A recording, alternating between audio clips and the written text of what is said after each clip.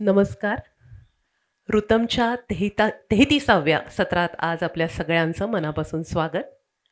आजच्या कार्यक्रमाच्या कलाकारांची मी ओळख करून देते. रेखा ओक यांच्या बाबतीत आपण असं म्हणूया की उम्र के साथ तजुर्बा निखरता गया और तजुर्बे से फन.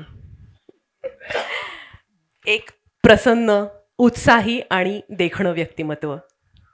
खरं तर लहानपणापासूनच अभिनयाची आवड असल्यामुळे अनेक स्पर्धांमध्ये त्यांनी हिरिरीने सहभाग घेतला आणि अर्थात भरपूर बक्षिसं मिळवली. हम तो भाई इंदौर से है असं म्हणणाऱ्या पटवर्धन लग्नानंतर ओक झाल्या आणि मुंबईकर झाल्या. पण लग्नानंतरही अभिनय, स्पर्धा, बक्षिसं यामध्ये त्यांनी सातत्य राखलं. गेल्या 12 वर्षांपासून त्या नाशिकमध्ये आहेत. इथे नाट्यक्षेत्र, ॲड फिल्म्स, शॉर्ट फिल्म्स अशा विविध क्षेत्रांमध्ये त्या सक्रिय आहेत. कथा वैखरीच्या उपक्रमामध्ये सातत्याने कलाकार म्हणून आणि प्रेक्षक म्हणून त्या सक्रिय सहभाग नोंदवतात. या मंचावर तुमचे पुन्हा एकदा स्वागत.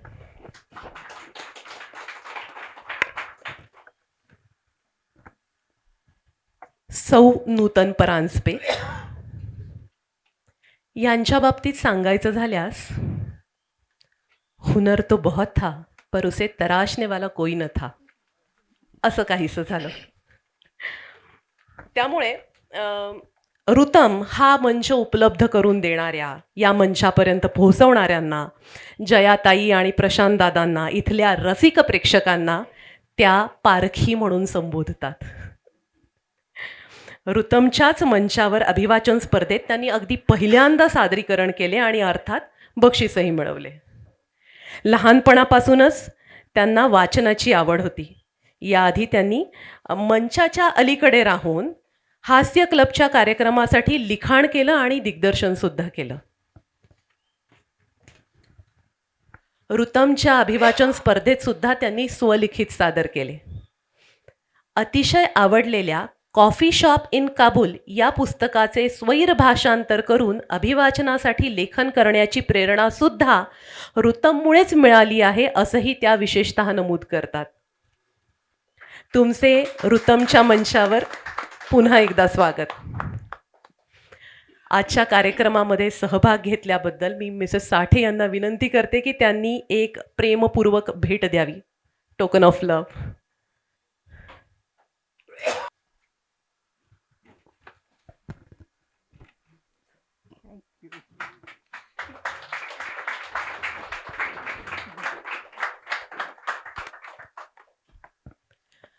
कार्यक्रमाची पुढील सूत्र श्री साठे यांच्याकडे सुपूर्त करण्यापूर्वी मला थोडंसं बोलायचं आहे कार्यक्रमाच्या रूपरेषेसंदर्भात. आपल्या कार्यक्रमाची रूपरेषा जनरली अशी असते की सुरुवातीला इंट्रोडक्शन, मग कार्यक्रम आणि मग चर्चासत्र. हे चर्चासत्र जेव्हा आपण घडवून आणत असतो त्या संदर्भात आपल्याला काही मिक्स्ड रिव्ह्यूज आले. काही रिव्ह्यूज असे की चर्चासत्र अतिशय उपयुक्त आहे, आम्हाला कलाकारांशी थेट संवाद साधता येतो, विषयावरती भरभरून बोलता येतं. तर काही जणांचं असं म्हणणं आहे की कलाकृती एक अनुभव तयार करत असते, प्रेक्षकांनी तो अनुभव घेऊन तसंच घरी जावं किंवा मग अनौपचारिकपणे त्याच अनुभवातून कलाकारांशी संवाद साधावा. सो हा सर्वस्वी कलाकारांनी निर्णय घ्यावा की आपल्याला चर्चासत्र करायचं आहे की नाही, हे या ऋतम टीमने ठरवलं. आजच्या प्रत्येक वेळेस जेव्हा कार्यक्रम होणार आहे तेव्हा आपण आधी अनाऊन्स करूया की आजच्या कार्यक्रमात चर्चासत्र होणार आहे की नाही होणार आहे. आजच्या कार्यक्रमातलं चर्चासत्र होणार आहे. या चर्चाक्षेत्राच्या चौकटीत सूत्रधार म्हणून किंवा एक अँकर म्हणून मी न येता याची सगळी सूत्र स्वतः कलाकारच सांभाळतील. कलाकार थेट प्रेक्षकांशी संवाद साधतील. कार्यक्रम झाल्यानंतर आज या दोघीही आपल्याशी संवाद साधणार आहेत. आपण स्वतः आपल्या प्रतिक्रिया नोंदवाव्या, तुम्हाला पडलेले प्रश्न त्यांच्यासमोर मांडावे, कारण आजची ही कलाकृती यांनी स्वलिखित आहे, हे यांनी ट्रान्सलेट करून आता ते त्याबद्दल डिटेल्स देतीलच तुम्हाला. पण ऑफकोर्स हे सगळं झाल्यानंतर तुमच्या मनामध्ये भरपूर प्रश्न असणार आहेत, तर तुम्ही डायरेक्ट संवाद त्यांच्याशी साधू शकताय. धन्यवाद. या व्यतिरिक्त अजून एक नोंद अशी की इथे जो कार्यक्रम होत असतो याचे अपडेट्स किंवा याच्याबद्दल माहिती हवी असल्यास किंवा इथल्या टीमशी कनेक्ट राहण्यासाठी आपला एक व्हॉट्सॲप ग्रुपसुद्धा आहे. ज्यांना सतत कार्यक्रमांना यायचे आहे, ज्यांना सतत हा प्रोग्राम अटेंड करायचा आहे, त्यांनी तो ग्रुप जॉइन करू शकताय सो दॅट तुम्हाला त्या ठिकाणी त्याचे वेगवेगळे अपडेट्स मिळत राहतील. तुम्हाला ग्रुप जॉइन करायचा असल्यास मला किंवा मिसेस साठे यांच्याशी तुम्ही संपर्क साधू शकता. धन्यवाद.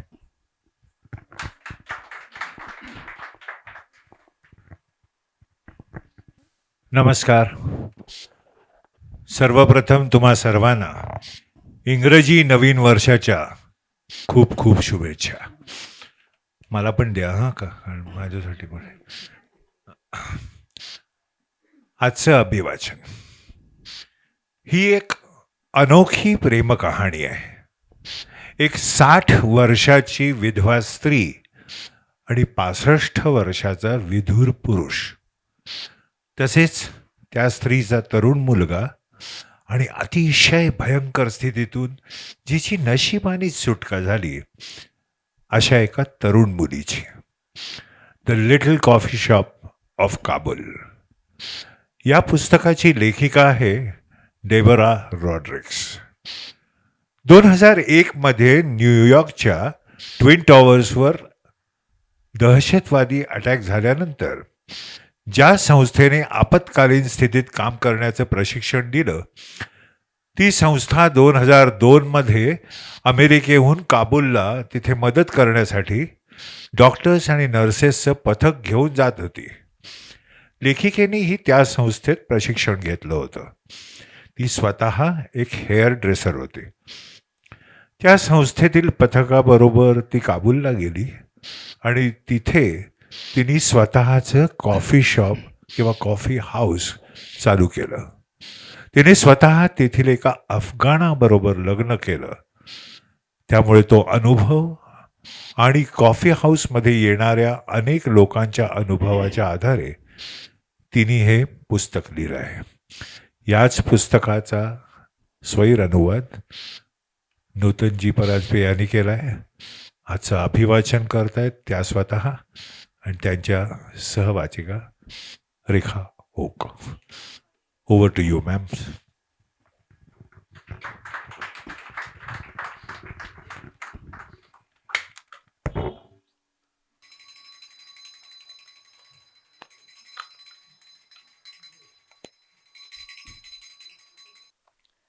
चार वर्षापूर्वी the coffee shop in Kabul हे पुस्तक माझ्या वाचनात आलं आणि जेव्हा पहिल्यांदा वाचलं तेव्हा मी ते लेखिकेची शैली अतिशय सुंदर असल्यामुळे झपाट्याने वाचलं. जेव्हा दुसऱ्यांदा वाचलं तेव्हा मला असं वाटायला लागलं की आपण आता या ऋतम परिवारामध्ये त्याचा एक छोटासा भाग करून त्याचं अभिवाचन करावं. तर मी एक छोटासा प्रयत्न करते.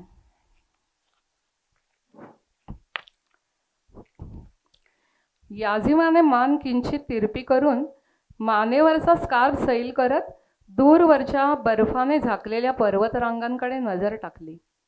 याझिमा आणि तिची छोटी बहीण लैला विहिरीवरून पाण्याचा हंडा घेऊन घरी निघाल्या होत्या.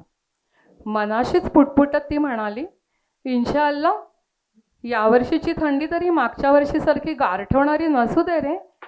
त्या थंडीने आमच्या बकऱ्या मारल्या, सारी जमीन गोठवून टाकत आमच्या पिकांची नासाडी केली. तसे झाले तर आता आमच्यावर उपासमारीचीच पाळी येईल. अलगद तिने पोटावरून हळूवार हात फिरवला. तिचे गुपित तिच्या पोटात होते. तिला माहीत होते की हे गुपित आता ती फार काळ लपवू शकणार नाही. काकाच्या घरी पोचताच त्यांनी तो हंडा अगदी काळजीपूर्वक घरात नेऊन ठेवला. घराबाहेर उभी असलेली काळी SUV कार बघताच छोटी लैला आनंदात उत्कारली, अगं याझिमा बघ ना, आपल्याकडे कोणीतरी मोठा माणूस आलाय. आणि ती काळ्या रंगाची गाडी बघितली का, ती तर आपल्या घरापेक्षा पण मोठी आहे.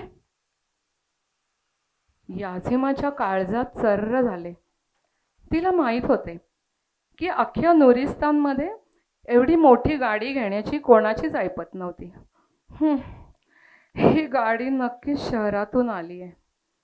वाटलेली अनाहूत भीती लपवत याझिमा म्हणाली. तिला माहीत होते की शहरातून गरिबांकडे कधीच चांगल्या गोष्टी येत नाहीत. जेव्हा जेव्हा गरिबीने ग्रासलेल्यांकडे शहरातून गाड्या आल्या होत्या तेव्हा तेव्हा तरुण मुली गायब झाल्या होत्या. भयंकर विचाराने तिचे हृदय धडधडू लागले. कपाळावर घामाचे बिंदू जमा झाले. दाराआड उभे राहून ती बाहेर बघू लागली. तिचा काका तपकिरी रंगाचा सलवार खमीज घातलेल्या वयस्कर माणसाशी काहीतरी अजिजीने हलक्या आवाजात बोलत होता. पण जोराने वाहणाऱ्या वाऱ्याच्या आवाजात तिला शब्द नीट ऐकू येत नव्हते. वयस्कर माणूस त्याचे काळसर दात दाखवत काहीतरी तावातावाने बोलत होता. काका खूप घाबरलेला दिसत होता. काकाने खिशातून एक कापडी बटवा काढला आणि त्या वयस्कर माणसाच्या हातात दिला. बेफिकिरीने तो बटवा जमिनीवर फेकत तो त्याच्या काकाला म्हणाला, तू काय भिकाऱ्याला पैसे देतोयस का? याझिमाला आता तिच्या हृदयाचे जोरजोरात पडणारे ठोके स्पष्ट ऐकू येऊ लागले. ज्या प्रकारे तिचा काका गयावया करत होता त्यावरून तिच्या लक्षात आले होते की काकाने कर्जासाठी काय कबूल केले आहे. पण ती काकाला दोष देऊ शकत नव्हती.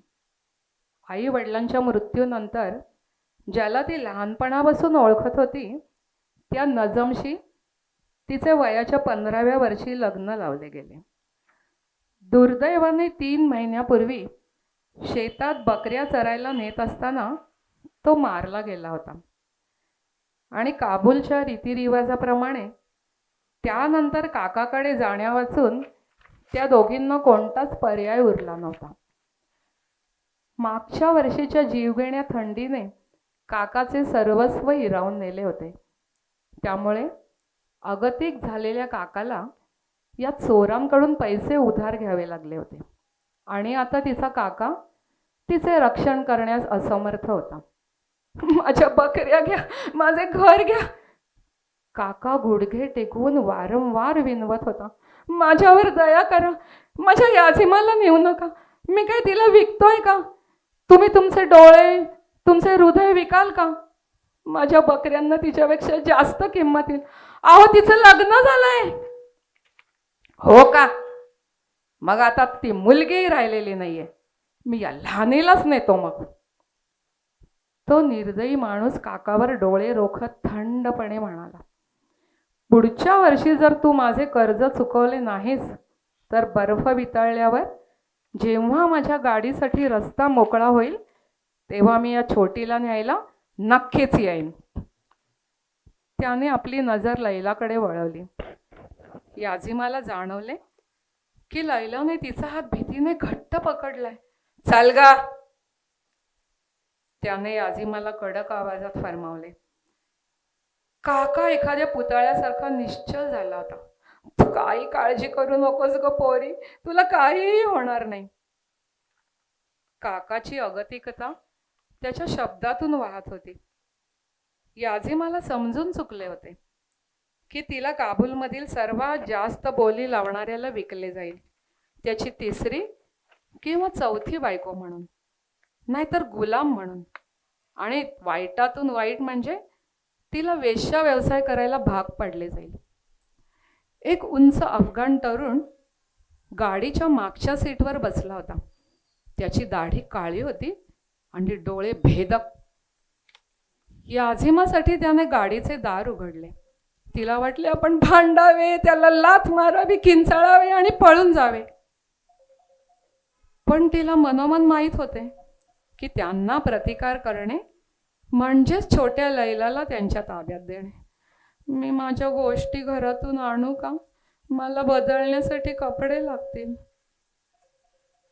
याझिमा नजर न उंचावता खालच्या आवाजात म्हणाली, मुक्काट्याने गाडीत बस. तो अफगाण तिच्यावर खेकसला. तिने धावत जाऊन काकाला मिठी मारली. लैलाच्या गालाचा 3दा मुका घेतला.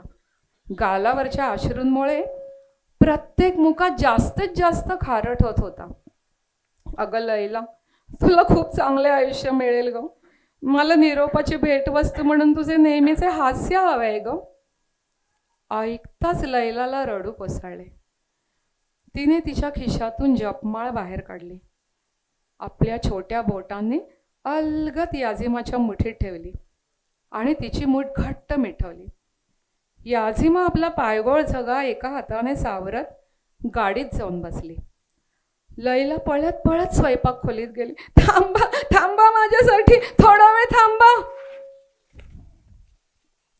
याझिमाला माहीत होते की नेहमीच्या प्रथेप्रमाणे लैला गाडीमागे पाणी फेकण्यासाठी पाणी आणायला गेली आहे.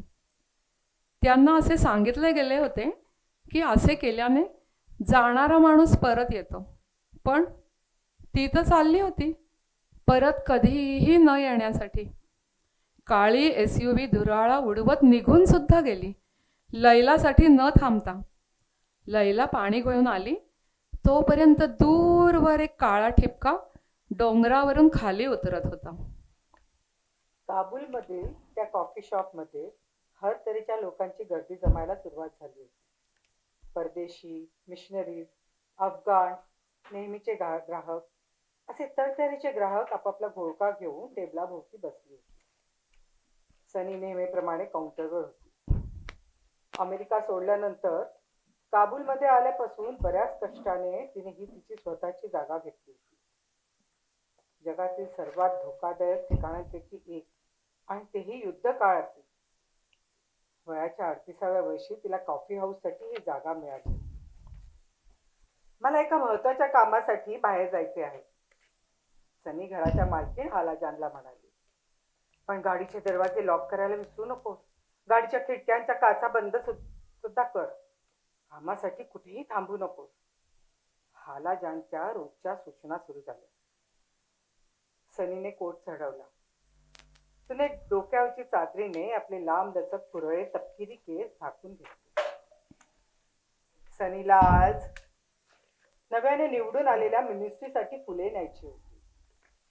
तशी तिच्याबरोबर कॅफेमध्ये ओळख झाली होती सनीची, पण काबूलमध्ये एकट्या स्त्रीने कॅफे चालवणे हे अतिशय कठीण काम होते. त्यामुळे तिच्याबरोबर जास्त ओळख वाढवणे सनीसाठी आवश्यक होते. हालाजानचा मुलगा अहमद कॅफेच्या दारावर चौकीदारीचे काम करत पहारा देत होता. सनीने मर्सिडीजला चावी लावली. फुलांच्या मार्केटमध्ये पोचल्यावर तरतरीचे मनमोहक गुलाब पाहून तिचे मन उत्साहित झाले. सगळीकडे गुलाबच गुलाब, लाल, पांढरे, गुलाबी, पिवळे, नारंगी, आणि ते आकर्षक पद्धतीने मांडून ठेवलेले होते.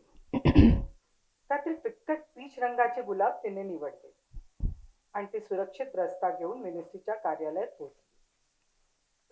तिथे गेल्यावर तिला बसायला सांगितले गेले. बसण्याची जागा मिनिस्ट्रीच्या ऑफिसच्या अगदी जवळ होती. उघड्या दारातून तिला आरामदायी खुर्चीत बसलेली मिनिस्ट्री दिसत होती. तिची मदतनीस कमरेत वाकून तिला काबूलमधील दरी भाषेत काहीतरी समजावून सांगत होती. तिचे बोलणे इतके स्पष्ट ऐकू येत होते की लक्ष देऊन ऐकण्यापासून ती स्वतःला थांबवू शकली नाही. आणि त्यातूनच तिला एका मुलीच्या कथेचा भावार्थ समजला. याझिमा गाडीत ताठ बसली होती. तिला स्वतःला झोप येऊ द्यायची नव्हती. प्रवास खूप लांबचा होता. गाडीच्या बाहेर नजर टाकायला सुद्धा भीती वाटत होती. आपले पुढे काय होईल या विचाराने तिच्या मनाचा थरकाप होत होता. 2 दिवस झाले का 3, वेळ काळ काहीच कळत नव्हते. तिचे नशीब आता तिच्या हातात राहिले नव्हते. आपला जो कोणी मालक असेल त्याला जर समजले की माझ्या पोटात बाळ आहे तर तो माझे काय करेल. तिचे पोट आता चांगलेच गोलाकार दिसू लागले होते. केवळ लांबलचक पायगोळ बुरखाच काय ते लपवू शकत होता. अचानक शेजारी बसलेल्या अफगाणाने तिला जवळ ओढले. तिचे हृदय धडधडू लागले. जणू काही ते छातीच्या बाहेर उड्या मारणार होते. आजूबाजूच्या परिसरावरून तिला अंदाज आला होता की आता ते काबूलच्या वेशीपर्यंत आले होते. तिने गाडीबाहेर बघण्याचा केविलवाणा प्रयत्न केला. आता त्याचा हात तिच्या शरीरावरून फिरू लागला. तिला जोरात ढकलून किंचाळत तो म्हणाला, हे काय आहे? तू काय केलंयस हे? अगं तू तर वेश्या आहेस. आरशातून मागे बरत ड्रायव्हरने विचारले, काय झाले रे? ही वेश्या गर्भवती आहे. अफगाण परत संतापाने किंचाळला. तिच्या अंगावर थुंकत त्याने तिच्या गालावर जोरात थप्पड मारली. याझिमा वेदनेने कळवळली. तिने नजर खाली वळवली. डोळ्यातून अश्रूंच्या धारा वाहू लागल्या. चेहरा सुजला होता. नाकातून रक्त वाहत होते. तिने आपल्या बाळाच्या संरक्षणासाठी एक हात आडवा पोटावर ठेवला. मग तिचा आपल्याला काहीही उपयोग नाहीये. वयस्कर माणूस म्हणाला, बाहेर काढ तिला. तरुण अफगाणाने कमरेच्या पट्ट्यातून सुरा बाहेर काढला. नाही नाही, मला गाडीत रक्तपात नकोय, तिला आधी बाहेर काढ. याझिमाकडे बघत वयस्कर माणूस म्हणाला, मूर्खे, मी तुझ्या काकाचा गळाच चिरायला हवा होता. त्याने मला फसवलंय. मी तुझ्या छोट्या बहिणीला तरी आणले असते. याझिमाने गाडीचे दार उघडण्याचा प्रयत्न केला. त्याच क्षणी तिच्या कमरेत एक जोरदार लाथ बसली आणि ती गडबडा लोळत धाडकन जमिनीवर पडली. जिभेला रक्ताची चव लागत होती आणि डोळे धुळीने भरले होते. त्या बाहेर बसलेल्या मुलीचे नाव याझिमा आहे. सेक्रेटरी मिनिस्ट्रीला सांगत होती. इतक्यात त्या मुलीला मिनिस्ट्रीच्या समोर बसवण्यात आले. सनी जास्तच लक्ष देऊन ऐकू लागली. एका भिकारीने या मुलीला रक्तबंबाळ अवस्थेत पोलीस स्टेशनला नेले. परंतु अशा अवघडलेल्या स्त्रीला हॉस्पिटलमध्ये नेण्याचे धाडस नसल्यामुळे त्यांनी तिला आपल्या ऑफिसमध्ये पोहोचवले आहे. याझिमाच्या डोळ्यातून कृतज्ञतेचे अश्रू वाहत होते. पण आपण तिला 2 दिवसापेक्षा जास्त आश्रय देऊ शकत नाही. मिनिस्ट्रीने नियमावर बोट ठेवत म्हणाले, मॅडम, तिला राहण्यासाठी दुसरे ठिकाण नाही आहे. असिस्टंटने माहिती पुरवली. हे बघ, इथे काबूलचे कायदे कानून आहेत आणि कुणास ठाऊक तिची ही अवस्था कशामुळे झाली आहे. आणि मग एका क्षणात सनीने निर्णय घेतला. याझिमा ऑफिसमधून बाहेर येताना तिची सनीशी पुसटची नजरानजर झाली. तिने क्षणधात नजर दुसरीकडे वळवली. त्या एका क्षणात सनीला तिच्या प्रभावशाळी हिरव्या डोळ्यात तिच्यावर घडलेल्या प्रसंगाचा प्रतिकार दिसला. इतके सर्व घडून सुद्धा तिच्या डोळ्यात स्वतःबद्दलचा अभिमान अगदी स्पष्ट दिसत होता. सनीने वुमन मिनिस्ट्रीला खुले दिले. तिच्याशी हस्तांदोलन करून सनीने लेखी लिहून दिले की त्या मुलीला तिच्या स्वतःच्या घरात कायमचा आसरा देण्यास तयार आहे. याझिमाला त्याप्रमाणे सांगण्यात आले. तेव्हा कुठे त्या तरुण मुलीने जमिनीवरील नजर उंचावून सनीकडे थेट बघितले आणि काबूलच्या दरी भाषेत म्हणाली, थँक्यू, देव तुमचे भले करो. आणि सनीला असे म्हणताना तिने आपला उघडा हात आपल्या पोटावर अलगट ठेवला. त्याच वेळी सनीच्या लक्षात आले की तरुण मुलगी गर्भवती आहे. सनीने याझिमाला जेव्हा तिची खोली दाखवली तेव्हा आयुष्यात प्रथमच खोलीतला पूर्ण उंचीचा आरसा बघून तिला स्वतःचा खूप अभिमान वाटला. क्षणधार्तच तिचा नवरा नजमच्या आठवणीने ती कासावीस झाली. त्याचे बाळ तिच्या पोटात होते. एवढे सगळे घडून गेल्यावरही जर मी जिवंत आहे तर नक्कीच देवाच्या कृपेने माझे जिवंत राहील बाळ, तेही अगदी सशक्त. विचाराने तिला क्षणभर दिलासा मिळाला. मला ही गोष्ट सर्वांपासून लपवावीच लागेल, नाहीतर मला इथून परत पाठवण्यात येईल. हे गर्भवती तरुण मुलगी आणि ती नवऱ्याशिवाय कोणाचाच माझ्यावर विश्वास बसणार नाही. आणि तो दारावाचा चौकीदार अहमद, त्याला जर हे समजले तर त्याचे ते भेटत तपकिरी डोळे रागाने काळे होते. नाही नाही, मला ही गोष्ट सनीपासून सुद्धा लपवावीच लागेल. अचानक लैलाच्या आठवणीने खासावीस झाली.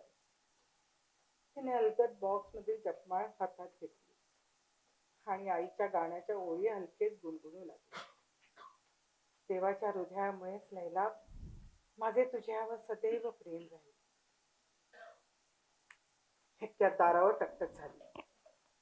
याझिमाने पटकन जपमाळ बॉक्समध्ये ठेवली आपला चेहरा झाकून घेतला, पोटावरचा बुरखा सारखा केला आणि दार उघडले. दाराबाहेर घराची मालकीण हालाजान उभी होती. तुला सनीने कॅफेमध्ये बोलवले आहे. हालाजान जुन्या वळणाची अफगाण स्त्री होती. तिचा मुलगा अहमद कॅफेमध्ये चौकीदाराचे काम करत होता. हालाजानने वयाची 60 पार केली होती. तिने पूर्वीचे बायकांचे स्वतंत्र आयुष्य बघितले होते. हाताचे दिवस, बायकांवर आलेले निर्बंध, सततची बॉम्बस्फोटाची भीती, स्वतःला बुरख्यामध्ये अडकवून ठेवण्याची सक्ती, रस्त्यावरून एकटीनं न चालण्याची ताकीद, सर्वांमुळे तिला तिचे आयुष्य तुरुंगासमान झाले होते. आजूबाजूला कोणी नाही याची खात्री करून घेत तिने नुकतेच आलेले राशीदचे पत्र खिशातून बाहेर काढले. अक्षरावरून बोटे फिरवताना तिच्या मनात चित्र उभे राहिले. मंडईच्या अरुंद गल्लीतील दुकानात तो तिची वाट बघत आहे. तिच्या एका हास्यासाठी तरसला आहे. कल्पनेनं तिच्या अंगावर शहारे आले. तो मान तुपत सलाम वालेकुम म्हणतोय. माझ्याकडे येत काळजीपूर्वक एक पत्र माझ्या हातात देतो आहे आणि मी ते ताबडतोब माझ्या चादरीच्या खिशात लपवते आहे. उद्या गुरुवार, म्हणजे माझ्या खरेदीचा दिवस आहे. हालाशान मनाशीच पुटपुटली. गेल्या 6 वर्षापासून प्रत्येक गुरुवारी जसे तू मला एक पत्र देतो तसे तू मला उद्याही दे. हालाजानने ते मन पिसासारखे हलके झाले. ती अगदी लहान असल्यापासून तिला राशीद आवडत होता. त्यांच्या घरापासून हाकेच्या अंतरावर तो राहत होता. शाळा सुटल्यावर दोघे एकत्र खेळले होते.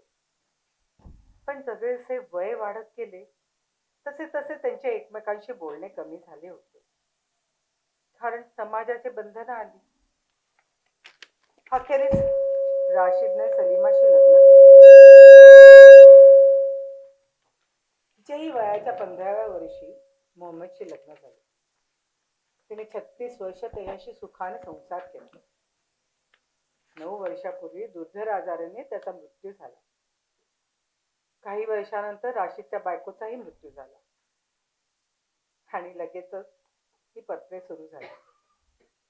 प्रत्येक गुरुवारी ती त्याच्या पत्राची चातकाप्रमाणे वाट पाहिली.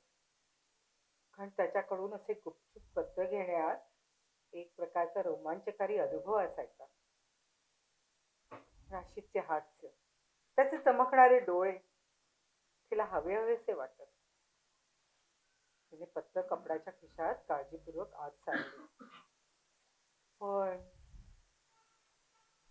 तिला वाचता येत असते तर तो काय सांगण्याचा प्रयत्न करतो आहे हे तिला समजले असते. आता कॅफेमध्ये नेहमीप्रमाणे गर्दी जमायला सुरुवात झाली होती.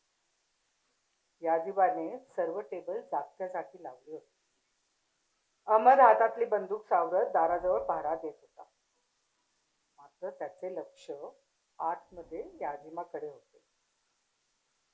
याजिमा, तिचे ते 2 डोळे, तिचे डोळे तर बंदे आमिर तळ्यासारखे आहेत. अशी तळी जी उत्तरीय पर्वतरांगामध्ये होती आणि जी त्याने केवळ चित्रातच बघितली होती. अहमदला अगदी तशीच दिसत होती. त्याला मनोमन पटले होते की ही आजिमा सनीने कॅफेमध्ये आणण्यापूर्वी ती वेश्या होती आणि आता तिचा काहीही उपयोग नव्हता. कारण ही एकच डोळ्यांची जोडी होती तिला तो आजपर्यंत वाचू शकला नव्हता. याजिमा ट्रे पुसून काउंटरवर लावत होती. 2 कप, प्रत्येकी 2 बशा आणि नंतर टोपलीभर मिठाई. अगं, माझ्याकडे एक नजर टाक तरी. मला तुझे ते 2 डोळे पारखू दे. तेच मला तुझे रहस्य सांगते. अहमद मनाशीच पुटपुटला. जणू काही तिने त्याची बोलणी ऐकली. तिने क्षणभर नजर उंचावून त्याच्याकडे बघितले. लगेचच तो पाठ फिरवून रस्त्याकडे बघू लागला. त्याने रायफल उंच उचलून खांद्यावर घेतली. अहमदने मान झटकली आणि मनातील विचाराने झटकण्याचा प्रयत्न केला. छे छे, मला माझ्या आईकडे लक्ष द्यायचे आहे. मला माझ्या घराकडे लक्ष द्यायचे आहे. आईचे रक्षण करायचे आहे. हे आजीबा, आज गुरुवार, बाजारचा दिवस आहे. हा माझ्याबरोबर येशील ना? कारण अहमद मला एकटीला बाजारात जाऊ देणार नाही. हाला ज्यांनी विचारले. आपल्याला बाहेर जायला मिळते आहे, बाजार बघायला मिळेल या कल्पनेनं याजिमाला आनंद झाला आणि ती लगेचच तयार झाली. अहमदने कारचे दार उघडले. याजिमा मागच्या सीटवर बसली. जेव्हा तिने दार लावण्याचा हात लांब केला तेव्हा तिच्या ड्रेसच्या बाह्या बाजूला झाल्या. त्या नाजूक मनगटाने अहमदचे लक्ष वेधून घेतले. हालाजान तिच्या पाठोपाठ गाडीत चढली. अहमद ड्रायव्हरच्या सीटवर जाऊन बसला. आरशातून तो याजिमाकडे बघत होता. बुरखाच्या पडद्या आडून दिसणाऱ्या तिच्या मनमोहक डोळ्यांची तो कल्पना करत होता. कुठून आली असेल ही?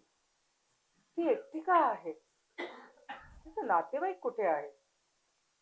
ती कधीही तिला कॅफे मधली ग्राहकांशी लाडीगोडी लावून बोलताना बघितले नाही.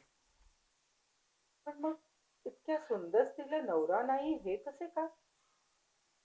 आणि जर तिला नवरा असेल तर मग तो कुठे आहे? जर तिचा नवरा मरण पावला असेल तरच तिला असे एकटे राहण्याची सूट मिळू शकते. अहमदच्या मनातील गुंता वाढतच होता. विचार थांबवण्यासाठी त्याने मान झटकली आणि गाडी चालवण्यावर लक्ष केंद्रित केले. रस्त्यावर खूप गर्दी असल्यामुळे गाडीचा वेग खूपच कमी होता. हालाजानची गाडी सुरळीत सुरू झाली. अरे अहमद, गाडी जरा वेगात चालव ना. किती हळूहळू चालवतो आहेस? अगं आई, बाजारात पोहोचण्यासाठी आपल्याला पुलावरून नदी ओलांडावी लागेल. तू बघते आहेस ना रस्त्यावर किती गर्दी आहे ते? अहमदला जाणवत होते की आई खूप काळजीत आहे आणि तिला बाजारात जाण्याची अतिशय घाई झाली आहे. जसे काही ती आता यापुढे 1 मिनिटही गाडीत बसू शकणार नाही. अरे अहमद, घाई कर. आपल्याला बाजारात जायला दुसरा रस्ता नाही आहे का? मला एका महत्वाची गोष्ट घ्यायची आहे. अगं आई, पोचतोच आहोत आपण. अहमद शक्य तितका संयम दाखवत म्हणाला. अचानक आपल्या जागेवरून उठत हालाजान म्हणाली, अहमद, आम्ही दोघे गाडीतून उतरत आहोत. आम्ही त्यापेक्षा पायीच लवकर पोहोचू. आई, तुला तर माहितीच आहे रस्त्याने पायी चालणे सुरक्षित नाही आहे. याजिमा, चल उतर खाली. आपण जाऊया पायी पायी. अहमद, आम्ही तुला पुलावर भेटू. अहमदला बोलण्यासाठी वेळ न देता हालाजानने त्याला गाडी थांबवणे भाग पाडले. याजिमाचा हात पकडून ती अतिशय वेगाने चालू लागली. अहमदने चटकन गाडी एका बाजूला पार्क केली आणि तो त्यांना गाठण्यासाठी पळाला. परंतु क्षणार्धातच दोघे दिसेनाशा झाले. याजिमा हालाजानचा हात घट्ट पकडून अंगावरचा पायघोळ बुरखा एका हाताने गोळा करत तिच्याबरोबर जवळजवळ पळतच होती. एकदम हालाजान तिच्याकडे वळून म्हणाली, मला एक महत्वाचे काम आहे. नेमके आकाश काळे झाले आहे. केव्हाही जोरात पाऊस येईल. मला घाई करावी लागेल. तू इथेच या दुकानापाशी थांब. मी 10 मिनिटात इथेच परत येते. कोणाशीही बोलू नकोस. जागेवरून हलू नकोस. हा दुकानदार चांगला आहे. याजिमाच्या भीतीने थरकाप झाला. पण मी एकटी, अहमद खूप रागवेल. याजिमाचे शब्द हवेतच विरले. हालाजान पळतच होती. तिला काळजीने घेरले होते. राशीदने दुकानातून निघून जाण्याची वेळ झाली होती. त्याआधी तिला तिथे पोहोचायचे होते. जेव्हा ती दुकानापाशी पोहोचली तेव्हा तो तिथेच होता. कोका कोलाची लाल पांढरी छत्री घेऊन तिची वाट बघत. एका हाताने त्याने छत्री धरली होती आणि त्याचा दुसरा हात खिशात होता. तिला बघून त्याने सुटकेचा निश्वास टाकला. जेव्हा हालाजान त्याच्यापाशी पोहोचली तेव्हा अत्यंत मऊ आवाजात म्हणाला, थँक गॉड.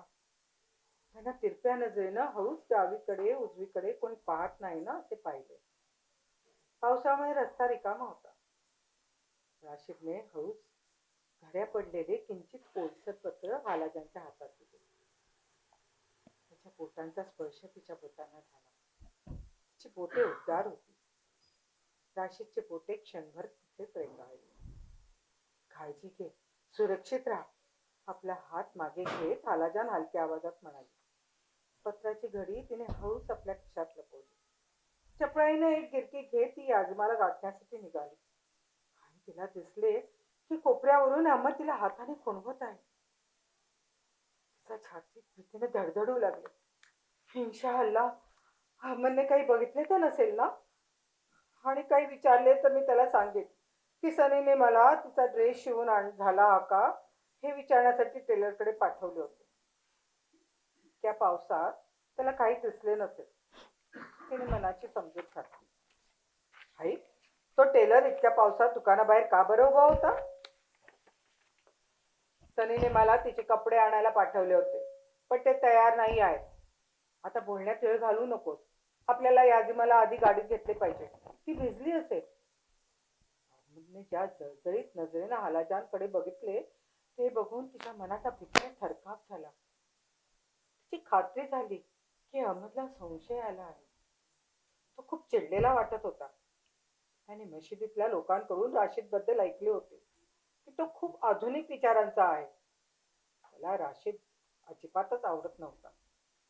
त्याची आई हालाजान पण आधुनिक विचारांची होती, पण त्याला राशीद आवडण्याचं काडी मात्र कारण नव्हते. आता कॅफेमध्ये गर्दी वाढू लागली होती. बराच वेळ झाला तरी याझिमा आली नाही. त्यामुळे हालाजान तिला पाहण्यासाठी तिच्या खोलीत गेली. याझिमा भिंतीकडे तोंड करून डोळे मिटून शांत झोपली होती. याझिमा! हालाजानने हळू आवाजात हाक मारली. याझिमा तिच्या बाजूला वळाली आणि हालाजानला तिचे गोलाकार पोट दिसले. तिच्या शरीरावर भीतीने शहारा आला. तिने हळूच मागे वळून दार बंद आहे याची खात्री करून घेतली.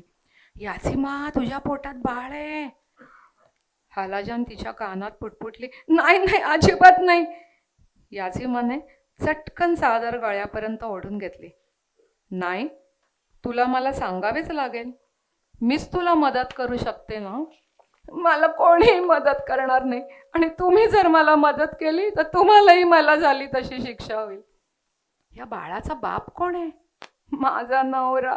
3 महिन्यापूर्वीच तो मारला गेला. जणू काही साऱ्या जगाचा तिच्यासाठी अंत झाला होता. अशा स्वरात याझिमा रडत रडत म्हणाली. हालाजानने एक दीर्घ श्वास घेतला. त्या कडाक्याच्या थंडीत सुद्धा तिच्या कपाळावर घाम जमा झाला होता. मूर्ख मुली, तू हे सनीला पहिल्या दिवशीच का नाही सांगितलंयस? नाही नाही, सनीला जर हे समजले तर ती मला इथून बाहेर काढेल. याझिमा काकुळतेने म्हणाली. तिच्या डोळ्यातून अश्रू वाहत होते. अगं, तू सनीला ओळखले नाहीस. तीच यातून काहीतरी मार्ग काढेल. नवरा नसलेल्या अशा अवस्थेतील मुलीला बाळणपणासाठी दवाखान्यात नेले तर तुला आणि मला दोघींनाही तुरुंगात टाकले जाईल. तुला याची कल्पना तरी आहे का? इतक्यात दारावर टकटक झाले. सनी घरात आली. दोघींच्या चेहऱ्याकडे बघून सनीने तात्काळ ओळखले की याझिमाचे गुपित बाहेर आले आहे. पण तिने तसे चेहऱ्यावर दाखवले नाही. याझिमा, तुला बरे वाटत नसेल तर तू आज कॅफेमध्ये आली नाहीस तरी चालेल. याझिमाने सनीकडे बघून केविलवाणे हास्य केले. हालाजान जवळ जाऊन तिने सनीच्या काळात हळू आवाजात म्हणाली. तिच्या पोटात बाळ आहे. तिला आपल्याला डॉक्टरकडे न्यावे लागेल. हे ऐकताच हालाजान स्तब्ध झाली. याझिमा रडू लागली. सनी, तुला माहीत होते हे? हो, मला माहीत होते.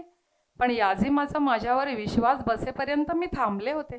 पण कधी समजले तुम्हाला? याझिमाने आश्चर्याने विचारले. मिनिस्ट्रीच्या ऑफिसमध्येच. जेव्हा मी तुला पहिल्यांदा पाहिले, जेव्हा तू तुझ्या पोटावर अलगद हात ठेवला तेव्हाच. तरीही तुम्ही मला इथे आणले? हो, कारण अशा अवस्थेतील मुलीचे काबूलमध्ये राहणे किती कठीण आहे हे मला माहीत होते. याझिमाच्या डोळ्यातून पुन्हा अश्रुधारा सुरू झाल्या. पण त्याच वेळी तिच्या चेहऱ्यावर सुटकेचा भाव सुद्धा होता. खूप भाग्यवान आहेस तू, हालाजान उद्गारली. कारण मी मिडवाईफ आहे.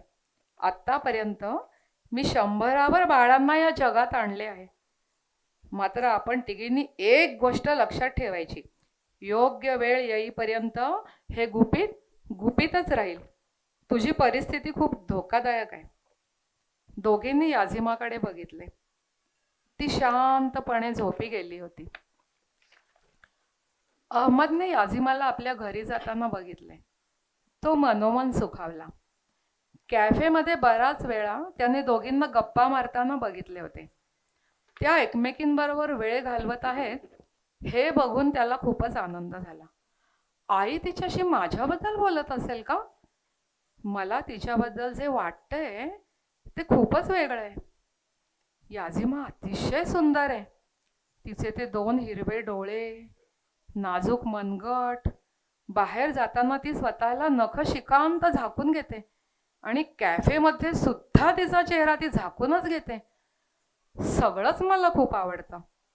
कुणाला माहीत, ती जितकी सुंदर आहे तितकीच बुद्धिमान, हुशार असेलही. याझिमाचे विचार मनात येताच अहमद मनोमन सुखावला. याझिमा हलाजानबरोबर तिच्या घरात गेली. याझिमा, तुला तर माहितीच आहे मला तुझे गुपित समजले आहे. याझिमा घरात येताच हलाजान तिला म्हणाले. तिचा चेहरा केविलवाणा झाला. अगं घाबरू नकोस, मी कोणालाही सांगणार नाही. पण त्यासाठी तुला मला एक वचन द्यावे लागेल की तू माझे गुपित कोणाला सांगणार नाहीस. याझिमातला मनातला गोंधळ तिच्या चेहऱ्यावर दिसत होता. एवढ्या मोठ्या बाईचं काय बरं गुपित असणार? हळुवारपणे आपल्या खिशातून एक पत्र याझिमाच्या हातात देत, दार बंद आहे आणि अहमद दारावर पहारा देत आहे याची खात्री करून हलाजान हलक्या आवाजात म्हणाली, मला हे पत्र वाचून दाखवशील का? आणि मग कित्येक दिवस रोज हलाजान याझिमाची चातकाप्रमाणे वाट बघू लागली. या गुरुवारी हालाजान याझिमाला घेऊन गाडीतून बाजारात गेली. नेहमीप्रमाणे अहमद त्यांना तिथे सोडून मशिदीत नमाज पढायला गेला होता. याझिमाला तिने नेहमीच्या दुकानासमोर 10 मिनिटे थांबण्यास सांगितले.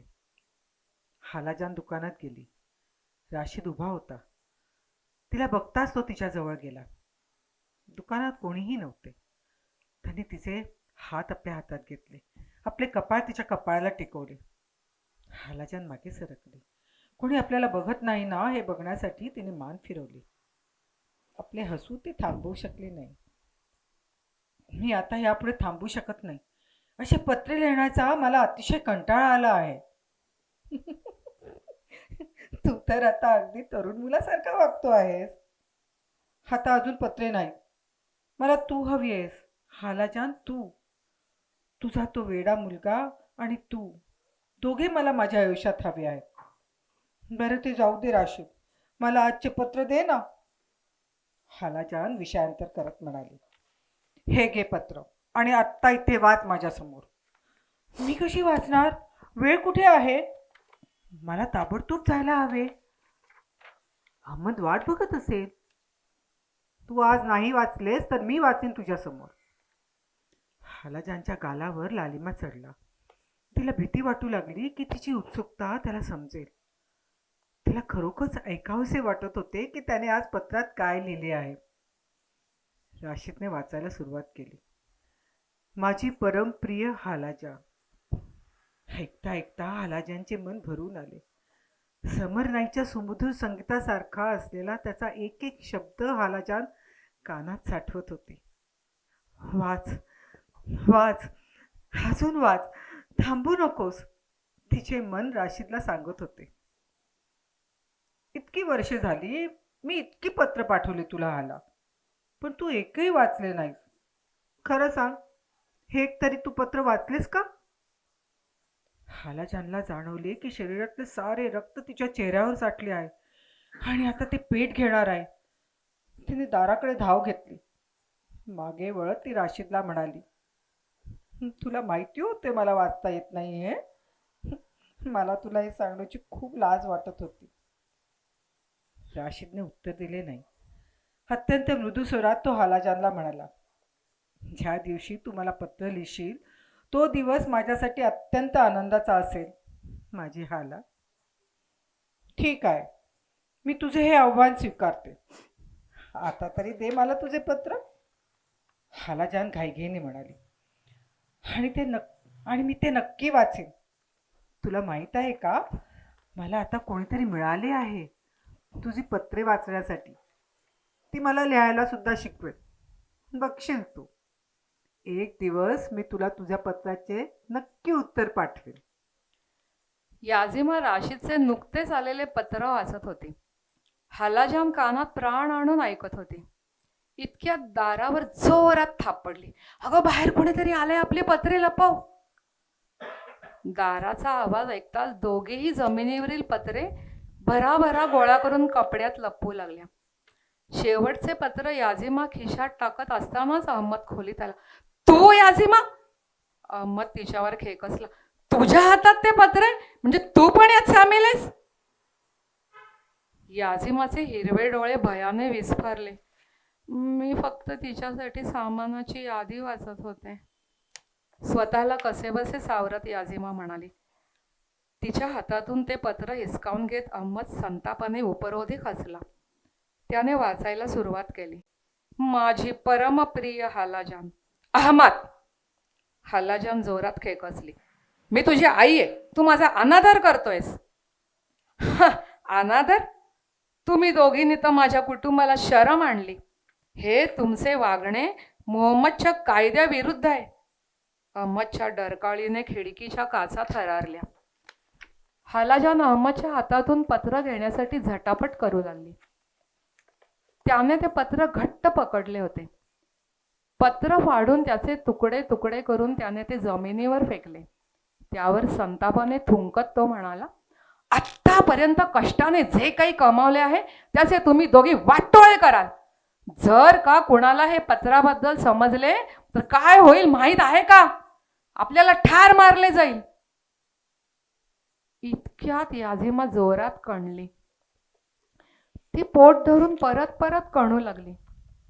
तिचे सर्वांग घामाने निथळत होते. पत्राबाबतचा गोंधळ आणि आता याजिमाची काळजी, त्यामुळे अहमदच्या कपाळाला आठ्या पडल्या. हालाजान त्वरेने याजिमाकडे गेली. तिचे डोके आपल्या छातीशी धरून हालाजान आपल्या कपड्याने तिचा घाम पुसू लागली. आता वेळ झाली आहे, हळू आवाजात याजिमाला हालाजान म्हणाली. अहमद, ताबडतोब सनीला बोलव आणि आम्हाला गरम पाणी आणून दे. याजिमा अत्यंतिक वेदनेने विव्हळली.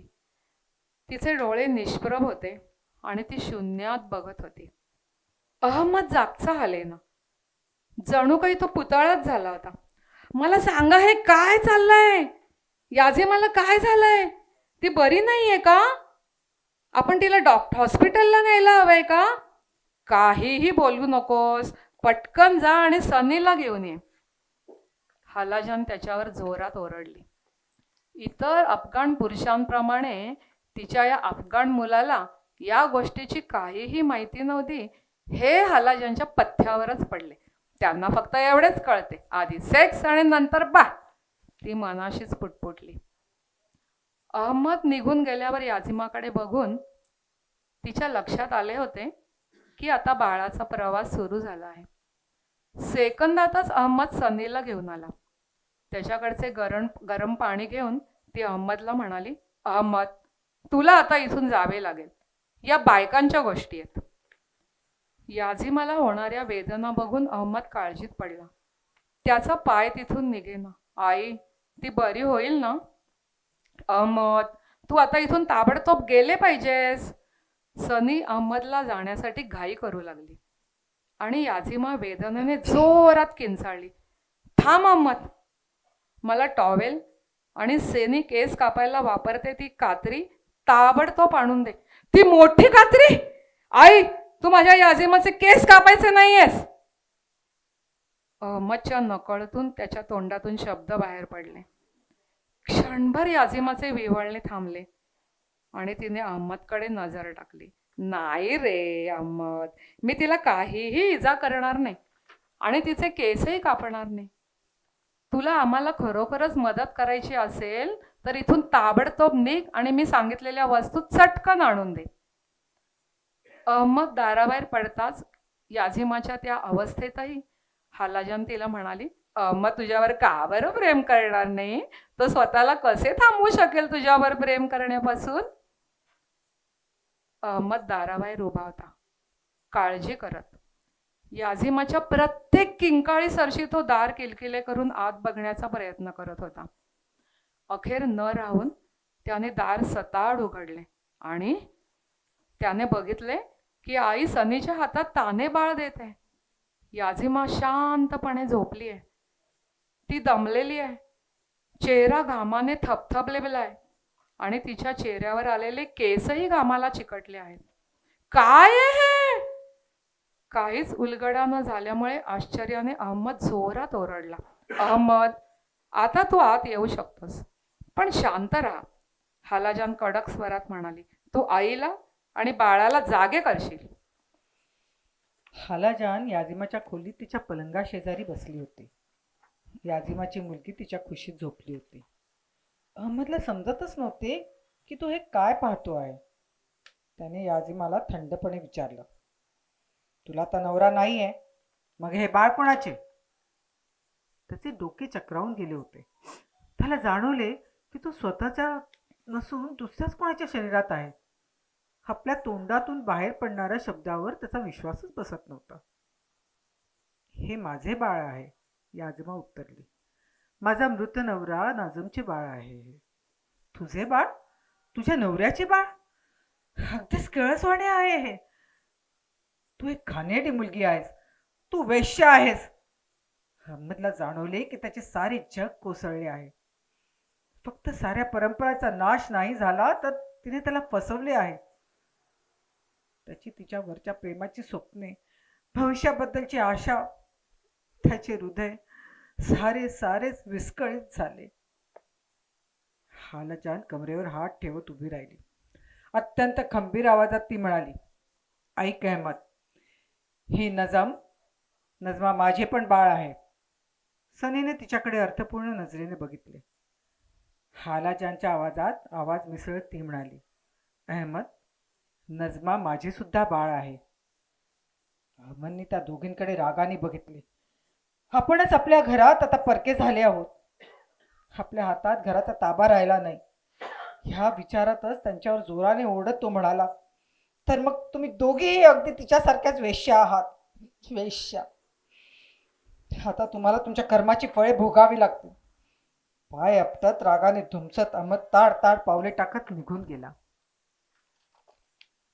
अहमद निघून जाताच हालाजान सनीला म्हणाली, सनी, तुला आता समजले असेलच याझिमा आपले गुपित का लपवत होती ते. काबूलमध्ये नवऱ्याशिवाय बाळ असलेली स्त्री शिक्षेस पात्र आहे. तिला वाईट चालीशी समजले जाणार. आपण सर्वच खूप संकटात सापडलो आहोत. तुमच्या पाया पडते मी, मला हाकलून देऊ नका. याझिमा केविलवाण्या चेहऱ्याने म्हणाली, तुम्ही मला आसरा दिला. आता तुम्ही एकटीही नाही आहे. मी तर खूप सुखी आहे. काळजी करू नकोस याझिमा, आता तर तू आमच्या कुटुंबाचा भाग आहेस. बाळाच्या डोक्यावरून प्रेमाने हात फिरवत हालाजान म्हणाली. अहमदचे मन सैरभैर झाले होते. याझिमा, तिचे बाळ, कोण आहे बाप तिचा? ही याझिमा चांगली आहे की वाईट? आणि त्या दिवशी हे घडले तेव्हा त्याआधी याझिमाच्या हातात एक पत्र होते. माझे तर डोके फुटायची वेळ आली आहे. पत्रावरचे परमप्रिय हालाजान अक्षरे त्याच्या डोक्यात पिंगा घालू लागले. नक्कीच ते पत्र त्या कावेबाज टेलरने लिहिले होते. मी त्या दिवशी पावसात उभा असताना त्याने आईच्या हातात काहीतरी दिल्याचे मला अस्पष्ट दिसले होते. वाचायला हवे होते काय लिहिले आहे त्याने. मी तर ते फाडून टाकले. अजून एखादे असेल का? आणि ते कोणाच्या हातात पडले तर? आई तिच्या खोलीत नाहीये. मी शोधू का अजून एखादे असेल तर?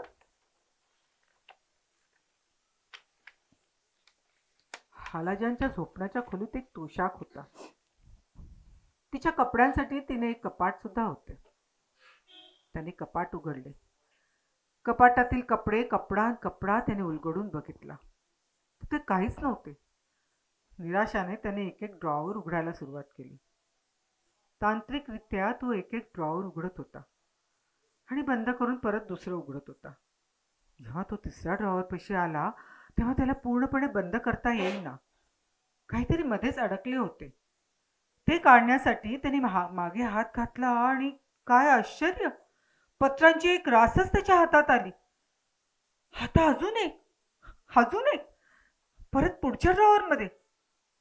प्रत्येक ड्रॉवरच्या पाठीमागे अशीच पत्रांची चळतच्या चळत होती. त्या पत्रांचा व्यवस्थित गठ्ठा बांधलेला होता, पण तो ड्रॉवर जोरात आपटल्यामुळे गठ्ठे खाली पडायला लागले होते. सगळी पत्रे व्यवस्थितरित्या बांधलेली होती.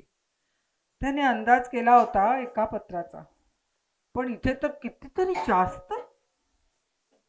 अमनने गठ्ठ्यामधील एक पत्र हळूच बाहेर काढले आणि वाचायला सुरुवात केली. माझी परमप्रिय हालाजान. ज्या अपेक्षेने त्याने पत्र वाचायला सुरुवात केली तसे त्या पत्रात काहीही नव्हते. काही पत्रे गंभीर होती, तर काही पत्रांमध्ये महत्त्वाचे असे काहीच नव्हते. फक्त दिवसभरात काय काय घडले त्याची इत्थंभूत माहिती होती. काहीमध्ये काबूलमधील घटनांचा सविस्तर वर्णन होते. तो टेलरच्या नजरेने काबूलमधील कटू सत्याचे निरीक्षण नोंदवत होता. ते बघून त्याचा श्वासच कोंडला. जो त्याच्या कुटुंबासाठी परका होता. अत्यंत आधुनिक विचारसरणीचा हा माणूस त्याच्या आईला वर्षानुवर्ष असंख्य पत्रे लिहित होता. राशीदचे असे विचार इस्लामच्या आणि म्हणूनच अहमदच्या विचारसरणी विरुद्ध होते. या माणसाने माझ्या परवानगीशिवाय माझ्या आईचा, माझ्या घराचा ताबा घेतला आहे. वर्षानुवर्ष असे गुपचूप एकमेकांना भेटणे, पत्र पाठवणे भयंकर आहे. आणि ही पत्रे जर कोणाच्या हातात पडली असती तर आईला वैश्यात ठरवले गेले असते. हे त्या छोट्या छोट्या कारणासाठी बायकांना तुरुंगात पाठवतात. आत्ताच एका बाईला नवरा मारतो म्हणून जेव्हा ती त्याला सोडून गेली तेव्हा तिला दगडांनी ठेचून मारण्यात आले. अहमद संतापाने थरथर कापू लागला. मंडईमधील राशीदच्या दुकानापाशी पोचल्यावर अहमद दुकानाच्या मागील भागात गेला. डोळ्यांवर चष्मा घातलेला राशीद तिथे शिलाई मशीनवर बसून खाली वाकून त्याचे शिवणकाम करत होता. त्याच्या डोक्यावर एकुलता एक दिवा टांगलेला होता. आजूबाजूला शर्ट, पॅन्ट, जॅकेट सर्व कपडे वायरच्या हँगरला टांगलेले होते. त्याने वर बघितले. तोपर्यंत अहमद त्याच्याकडे अत्यंत क्रुद्ध नजरेने बघत होता. राशीद उभा राहिला. त्याने अत्यंत प्रेमाने म्हटले, सलाम अलेकुम. गळ्यातल्या दोरीत चष्मा काढून तो उद्गारला, अरे तू तर मला अगदी आश्चर्यचकितच केलेस. वालेकुम सलाम, अहमद विनयाने म्हणाला, परंतु त्याच्या घामेजलेल्या मुठी आवळलेल्या होत्या. मी काय मदत करू तुला? राशीद शांतपणे विचारले. तुला कुठला कपडा अल्टर करायचंय का? अहमदने खिशात हात घातला, पत्र बाहेर काढले आणि ते मुठीत धरून टेबलावर आपटत रागाने म्हणाला, माझ्याकडे हे आहे. माझे पत्र? राशीद शांतपणे म्हणाला, तुला कुठे मिळाले? थांब. राशीद हसत हसत म्हणाला, कधी कधी मी शिवणकाम करतो तेव्हा मला डोळ्यांना कमी दिसते. तू अहमद आहेस ना? तुला बघून मला खूप आनंद झाला. राशीद अहमदला मिठी मारायला उठला, पण अहमदने त्याला इतक्या जोरात ढकलले की राशीद टेबलावर जवळजवळ पडलाच. तुम्ही माझ्या कुटुंबाला लाज आणली. राशीदने मान हलवली. तरुण माणसा, माझे पत्र तुला कशी काय लाज आणू शकेल? तुम्ही माझ्या आईला अस्वच्छ केले. मी वेश्येचा मुलगा नाहीये, लक्षात ठेवा. त्याने पट्ट्यातला लटकणारा चाकू दाखवण्यासाठी शर्ट बाजूला केला. तू मला ठार मारायला आलायस? पण का? हे पत्र चुकीचे आहे असे कुठे लिहिले? तिला नवरा नाही आणि मला बायको नाही. तसे असते तर मी तुला अपमानित केले असते, कारण असे करायला बंदी आहे. पण इथे तर तिचा नवरा नाही आणि माझी बायको पण खूप वर्षापूर्वी स्वर्गवासी झाली आहे. एक साधे पत्र विधवा आणि विदुराला शरम कशी आणू शकते? आणि शिवाय आम्ही दोघे तर एकमेकांना अगदी लहानपणापासून ओळखतो. पण हे एकच पत्र नाही, इथे तर वर्षानुवर्षाची पत्र आहेत आणि त्यातील शब्दन शब्द नवरा बायकोचा आहे. अहमद संतापाने थरथरत होता. अहमद, तू ती पत्रे वाचलीस? मग तर तू हे चुकीचे केलेस. अहमद स्वतःला सावरत म्हणाला, मी फक्त एक दोनच वाचली आणि ते सुद्धा माझ्या कुटुंबाचे संरक्षण करण्यासाठी. उपरोधिक स्वरात अहमद म्हणाला, "हा, आणि विडंबना बघा, तुम्ही इतकी पत्रे लिहिलीत आणि माझ्या आईला एक अक्षरही वाचता येत नाही." राशीद खाली बसत म्हणाला, "मला माहीत आहे तिला वाचता येत नाही. मला बरेच दिवसापासून शंका होती, पण नुकतीच माझी त्याबद्दल पक्की खात्री झाली आहे. पण हेच तर प्रेम आहे अहमद. मी लिहिलेले वाचलं न जाणं आणि ते घेण्यासाठी खूप मोठा धोका पत्करत तिने प्रत्येक आठवड्याला लांबचा प्रवास करत इथे येणं. प्रेम असं कोणावरही होत नाही. ते सारखे सारखं पण होत नाही. ते एकदाच होते अहमद. प्रेमाला कारणही नसते. सुंदर असो किंवा कुरूप, तरुण असो किंवा वृद्ध. म्हणून जा आणि याबद्दल सगळे नीट शोधून काढ. माझ्याशी प्रेमाबद्दल एक शब्दही बोलू नका." अहमद रागाने ओरडला. पण मनात मात्र तो याझिमाचा विचार करत होता. तिच्याबद्दल असलेल्या भावना त्याला कोणाला स्पष्ट करून सांगताही येत नव्हत्या. परत त्याला आपल्या कर्तव्याची जाणीव झाली. तो संतापाने ओरडला, "ती तरुण मुलगी नाहीये, ती माझी आई आहे, एक म्हातारी बाई." "अरे, आणि मी एक वृद्ध पुरुष आहे." राशीद तितक्याच शांतपणे म्हणाला. हे ऐकताच अहमद अजूनच चिडला. "हो हो, असा माणूस जो रीतिरिवाजांना मान देत नाही, ज्याचा रीतिरिवाजांना हसण्याचा इतिहास आहे, जो पाश्चात्य संस्कृतीचे समर्थन करतो. तू आमच्या घराला शरम आणलीस." हातातील सुरा बाहेर काढून हातात पकडत अहमद म्हणाला, "मी फक्त या कारणास्तव इथे आलोय. कोणतेही कारण नसताना मला ठार मारल्यामुळे तुलाच जास्त शरम येईल अहमद." राशीदवर सुरा रोखत अहमद म्हणाला, "मग एकच गोष्ट शक्य आहे. तू माझ्या आईशी लग्न करशील." राशीद आधी हसला आणि क्षणभर थांबला. त्याने विनयाने मान झुकवली आणि म्हणाला, "मला माहीत आहे की मी नियमांचे उल्लंघन केल्याबद्दल मला दंड भरावाच लागेल. मी तुझी चोरी केलेली वस्तू तुला परत करेन. मी तुझी आई हल्लाजांशी लग्न करेन आणि तू अल्लाजवळ क्षमा याचना करशील." अहमद म्हणाला, "हो हो हो हो, मी करेन." अहमदचा विचारांवर ताबाच राहिला नव्हता.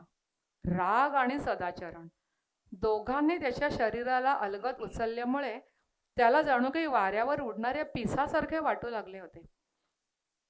त्याने त्याचा सुरा परत कमरेच्या पट्ट्यात अडकवला. एका छोट्याशा ट्रेमध्ये राशीद चहा आणि 2 कप घेऊन आला. "आपल्या आईचे रक्षण करणारा तू एक चांगला मुलगा आहेस अहमद. पण मला सांग, तुझ्या आनंदाचे काय? माझा आनंद? मी चांगले चुंगले खातो, प्रार्थना करतो, कॅफेच्या दारावर चौकीदारी करतो, आईची काळजी घेतो. मी अगदी आनंदात आहे. पण बायकोबद्दल विचार केलायस का? कधीतरी लग्न करशील का?" एक दीर्घ श्वास घेत अहमदने चहाचा कप खाली ठेवला. बराच वेळ तो काहीच बोलला नाही. "हो, एक आहे." अहमदने कबुली दिली. राशीद आत्ताच जणू काही त्याच्या कुटुंबाचा भाग झाल्याप्रमाणे त्याने असे सांगणे विचित्रच होते. वसंत ऋतूतील जंगलासारखे तिचे डोळे हिरवेगार आहेत. "अरे वा अहमद, मग छानच की." राशीद कौतुकाने म्हणाला. मान डोलवत म्हणाला, "लक्षात ठेव, जीवन अतिशय छोटे आहे. ते आश्चर्याने भरलेले सुद्धा आहे. जर तुम्ही खूप वेळ वाट बघितली तर आलेली संधी मावळणाऱ्या सूर्यासारखी धूसर होत जाते. पण ती मुलगी अजूनही मृत नवऱ्याबद्दल सतत दुःख करत असते." माझ्या आजवरच्या अनुभवातून मी एक गोष्ट शिकलोय, ती तुला सांगू शकतो का? आपल्या हृदयात जे काही असते त्याला केवळ एकच मार्ग नसतो. ज्या व्यक्तीवर तुम्ही मनापासून प्रेम करता त्या व्यक्तीची तुमच्यावर असलेली प्रेमाची शक्तीच तुमच्यावर प्रतिबिंबित होते आणि म्हणून तुम्ही तिच्यावर प्रेम करता. पण एक अडचण आहेच. तिला एक ताने बाळ आहे आणि ती सांगते ते बाळ तिच्या मृत नवऱ्याचे. टेबलावर मूठ आपटत अहमद ओरडला, तिला एक ताने बाळ आहे.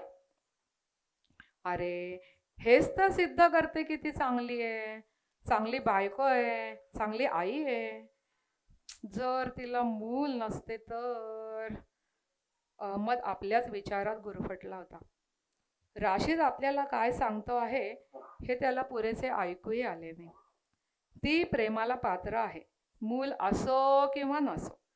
राशीद समजावणीच्या सुरात म्हणाला. अहमदने चहाचा घोट घेतला. राशीदच्या वयामुळे असेल, त्याच्या जीवनातील अनुभवामुळे असेल, पण त्याच्यामध्ये असे काही होते की ज्यामुळे अहमदला याझिमाबद्दलच्या प्रेमाच्या गोष्टीत अहमदला सहभागी करून घ्यायला योग्य वाटायला लागले. लहान बाळ आहे हे सत्य आहे, तुला त्याचा स्वीकार करावाच लागेल, पण माझ्यासाठी ते अशक्य आहे. अहमद कठोरपणे म्हणाला. मला खात्री आहे अहमद, तू त्या बाळाला इजा करणार नाहीस. अर्थातच नाही. आणि त्या बाळाला देऊन टाकण्याचाही प्रयत्न करणार नाहीस. अहमदला या बोलण्याला प्रतिसाद देणे अशक्य होते. तो शांतपणे बसून राहिला. राशीदच्या चेहऱ्यावर त्याला काळजी कोरलेली दिसली. दोन्ही पुरुष थोडा वेळ स्तब्ध झाले. राशीद म्हणाला, अहमद, माझ्या मनामध्ये एक विचार आलाय, बघ तुला पटतो का ते. प्रेमामुळे सर्व गोष्टी ज्या अशक्य असतात त्या शक्य होतात. आज तुझे वडील हयात नाहीत, त्यामुळे तू निवडलेल्या मुलीला लग्नासाठी विचारण्यासाठी वडिलांचे प्रतिनिधित्व करणारा तुला कोणी हवा असेल तर तो माणूस मी असेन. अहमदला राशीदचे पत्र सुरक्षिततेसाठी खिशात ठेवता ठेवता ही कल्पना पटली. तो परत म्हणाला, पण ते बाळ नसते तर. अहमदला ज्या क्षणी त्याने याझिमाचे बाळ पहिल्यांदा बघितले त्यावेळी रागात बोललेले स्वतःचे शब्द आठवले. जेव्हा तू त्याबद्दल माझ्या आईशी बोलशील तेव्हा मला माहीत आहे की मी त्या बाळाला इजा पोचवणार नाही, याबद्दल तू तिला खात्री देशील. अहमद जाता जाता राशीदला म्हणाला. जेव्हा अहमद कॅफे हाऊसमध्ये परत आला तेव्हा सनी काउंटरवर काम करत होती. याझिमा फरशी पुसत होती. तिने तिचे बाळ लांब स्कार्फने छातीशी घट्ट बांधले होते. हॅलो याझिमा, तिच्यापासून अनेक योजने लांब उभे राहून अहमद म्हणाला. त्याच्याकडे न बघता खालच्या मानेने ती म्हणाली, गुड डे अहमद. आणि ती हसली. बाळाने हलकासा आवाज केला. तिने झाडू भिंतूला टेकवला आणि वळून बाळाचा चेहरा बघण्यासाठी स्कार्फचे कापड बाजूला केले. बाळ लगेच गोड हसले. अहमदला बाळ आवडले होते. त्याला बाळाचा आवाज, त्याने घशातून घरघर केलेला छोटा आवाज आवडला होता. पण सगळ्यात जास्त काय आवडले असेल तर बाळाचे याझिमाच्या डोळ्यात दिसणारे प्रतिबिंब. अहमदला खात्री होती की त्याने आजपर्यंत कुठल्याही बाळावर प्रेम केले नव्हते. त्याची फक्त एकच इच्छा होती की बाळाने आणि याझिमाने त्याच्याकडे प्रेमाने बघावे. आणि याझिमाने त्याच्याकडे बघितले. ती हसली. जणू काही त्याच्या मनातली प्रत्येक गोष्ट तिला समजत होती. तिचे डोळे नदीतील दगडांसारखे चमकले. त्याने पण हसून तिला प्रतिसाद दिला. तिला मिठीत घेऊन कायमची छातीशी घट्ट धरून ठेवण्याच्या तीव्र इच्छेविरुद्ध तो लढू लागला.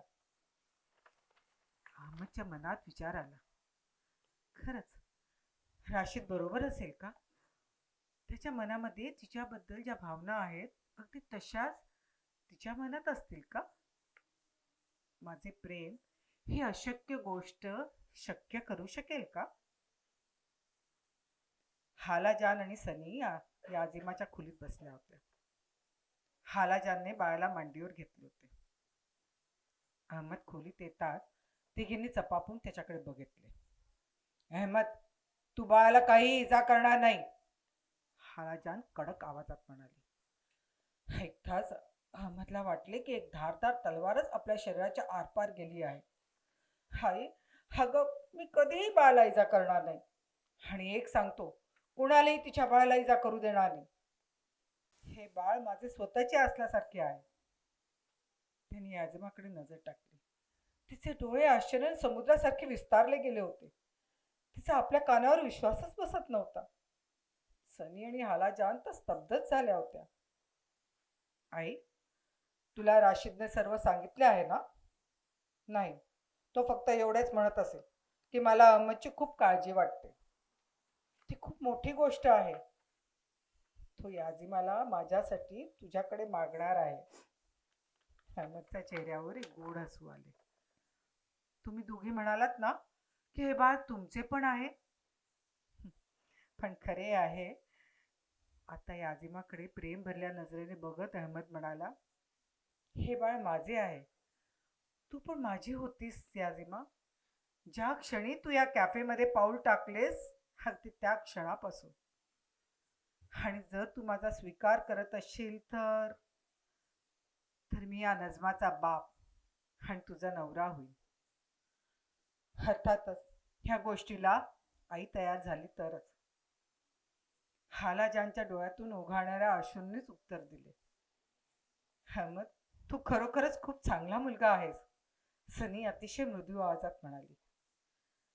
अहमद, आजवर मला तुझा जितका अभिमान वाटला नाही तितका आज वाटतो आहे. आणि त्याला मिठीत घेण्यासाठी हालाजानने दोन्ही हात पसरले. याजिमा, आज मी खूप आधुनिक माणसासारखं वागतो आहे, पण मी आज तुला मागणी घालत आहे. तुझा होकार आहे ना? सर्वांच्या नजरा याजिमाकडे लागल्या होत्या. तिच्या डोळ्यातून वाहणारे आनंदाश्रू चेहऱ्यावर ओघळत होते.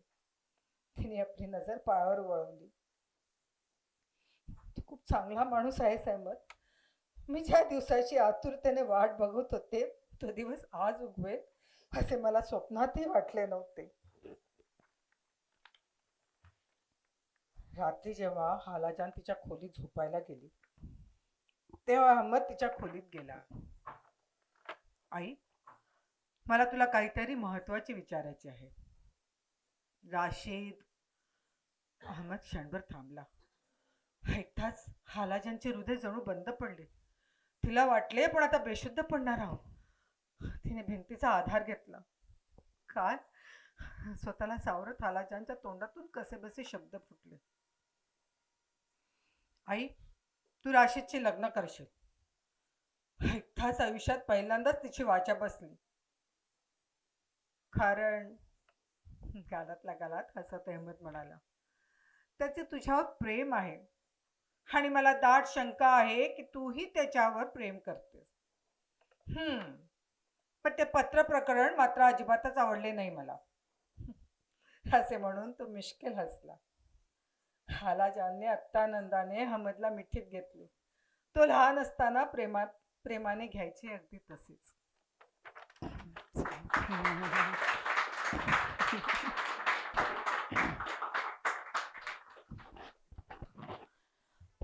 सर्व रसिक प्रेक्षकांना मनापासून धन्यवाद. तुम्ही येऊन आम्हाला दोघींना प्रोत्साहन दिलेत. जया साठे आणि दादांना पण मी धन्यवाद देते. माझ्यासारख्या हौशी कलाकाराला त्यांनी हे व्यासपीठ उपलब्ध करून दिलं. आणि देशपांडे सर आत्ता इथे नाही आहेत, पण त्यांनी जे इतकं सुंदर मुखपृष्ठ तयार केलं आहे त्याबद्दल मी त्यांना पण धन्यवाद देते.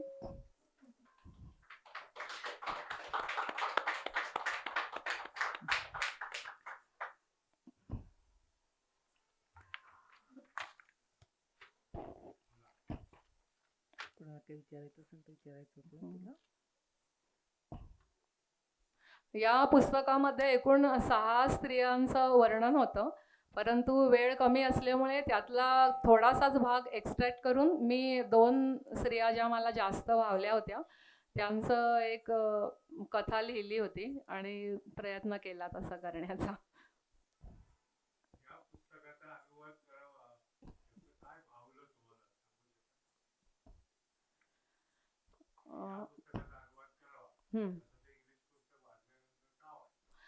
पहिल्यांदा सुरुवातीला म्हणजे मी जेव्हा पुस्तक वाचायला सुरुवात केली तेव्हा त्या प्रत्येक म्हणजे सुरुवातीपासून शेवटपर्यंत लेखिकेची एक त्या गोष्टीवर पकड होती, ती कधीच कमी झाली नाही. शेवटपर्यंत ती पकड तशीच राहिली.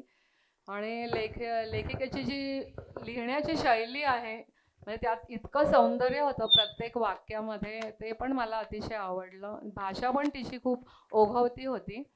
आणि शिवाय नवीन काहीतरी गोष्ट होती जी काबूलमधल्या परिस्थितीतली जी काही मला माहिती नव्हती, त्याबद्दल नवीन काही काही कळलं मला त्यातनं.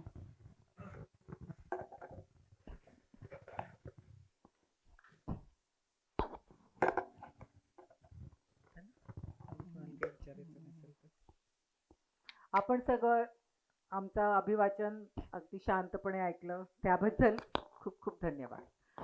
आणि नूतन परांजपेंनी मला तिच्याबरोबर मला सहवाचन करायला बोलवल्याबद्दल तिचे पण खूप खूप धन्यवाद.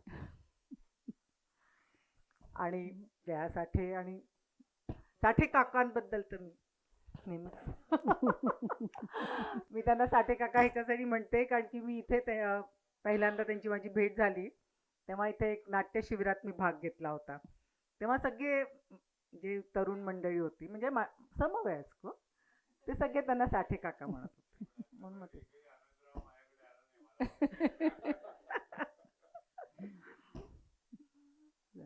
Thank you so much. कुणाला विचार याच्यामध्ये तुम्ही म्हणालात की त्याच्यामध्ये 6 स्त्रियांची कथनं लेखिकेनं केलेली आहेत. त्यापैकी हे खूपच पॉझिटिव्ह आहे. म्हणजे this shows the power of love म्हणा किंवा अजून म्हणजे जेव्हा प्रेमाचा उदय झाल्यानंतर तो बाकीच्या इतर गोष्टी ज्या आहेत जो काही शिकलेला आहे तो आजूबाजूचं वातावरण जे राजकीय वातावरण त्यातून तो शिकलेला आहे त्यातून ते बाजूला जातं. अशा बाकीच्या कथा पण अशाच पॉझिटिव्ह आहेत की त्याच्यामध्ये काही नाही, काही त्याच्यात निगेटिव्ह आहेत. म्हणजे की काहींचा म्हणजे त्या तिथे फसवल्या गेल्या होत्या, आणखीन मृत्यू झालेला आहे. काही एकीचा मृत्यू झाला, एकीला काबूल सोडून जावं लागलं त्या परिस्थितीमुळे. असं वेगवेगळ्या गोष्टी आहेत त्यांच्या. आणि त्या सगळ्या त्या कॅफे हाऊसमध्ये येत असतात. आणखीन तिथे त्यांची एकमेकींची ओळख होते असं, आणि त्या एकमेकींना जोडल्या जातात. त्या कॅफे हाऊस हे त्यांचं भेटण्याचं ठिकाण असतं. थँक्यू.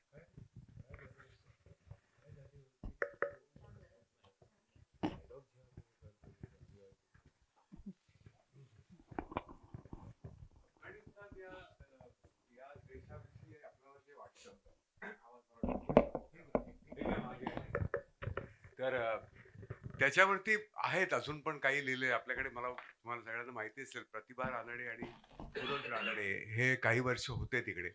त्यांची यावर्षी पुस्तकं खूप आहेत. आणि काईट रनर नावाचं एक पुस्तक, काईट रनर, तर ते पण अफगाणिस्तानवरच आहे. तर अफगाणिस्तानमध्ये इतरही काय काय जे तेव्हा घडत होतं, आज आपण जे तालिबानचं जे बघतो तर त्याच्या आधी जसं या कथा या टाईपच्या कथा ज्या आहेत त्या तिथे पण घडत होत्या आणि त्या खूप सुंदर आहेत. म्हणजे ते अफगाणिस्तान विषयीचं आपल्याला जे असलेलं ज्ञान आणि आधीचं अफगाणिस्तान वेगळं होतं हे ते वाचलं की लक्षात येतं. बरोबर. हो. आणि त्याच्यामध्ये असं आहे की त्याची सिनियर मंडळी जी आहेत ती कदाचित they were expose to the earlier regime आणि नंतरचे तरुण लोकांना मात्र इतकं इंडॉक्ट्रिनेट केलंय की त्यांच्या डोक्यामध्ये सारखी शंकेची हे होत राहते. इव्हन तो चांगला मुलगा जो सुधारतोय किंवा तो चांगला त्याला सुद्धा बऱ्याच याच्यातून जावं लागतं. हे म्हणजे तालिबान्यांचं त्याचं ते रेजिमेंटेशन. आधीचं वातावरण खूप मोकळं होतं त्याचे. बरोबर.